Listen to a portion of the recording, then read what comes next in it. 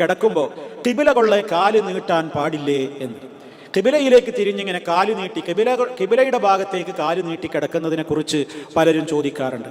വാസ്തവത്തിൽ ആ വിഷയത്തിൽ നമുക്ക് പ്രത്യേകമായ ഒരു നിയമങ്ങളൊന്നും വന്നിട്ടില്ല. ചിലപ്പോൾ കിബിലയുടെ നേരെ തന്നെ കാലുകൾ നീട്ടേണ്ട അത്യാവശ്യവും വരും.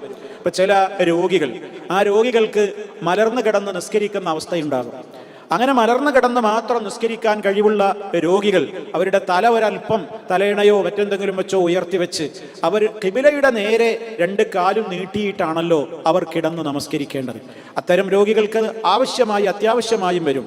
എന്നാൽ അതല്ലാതെ തന്നെ സാധാരണ കിടത്തത്തിൽ ഖിബിലയുടെ ഭാഗത്തേക്ക് കാല് നീട്ടി എന്ന് വന്നാൽ അതൊരു തെറ്റല്ല, അതിലൊരു കുറ്റമോ അല്ലെങ്കിൽ അതൊരു അനാദരവിന്റെ അടയാളമായിട്ടോ ഇസ്ലാം നമുക്ക് അങ്ങനെ പഠിപ്പിച്ചു തന്നിട്ടില്ല. ഇതാണ് ആ വിഷയത്തിൽ നമുക്ക് മനസ്സിലാക്കുവാൻ സാധിക്കുന്നത്. അല്ലാഹു സുബ്ഹാനഹു വ തആലയാണ് എല്ലാം ഏറ്റവും അറിയുന്നവൻ.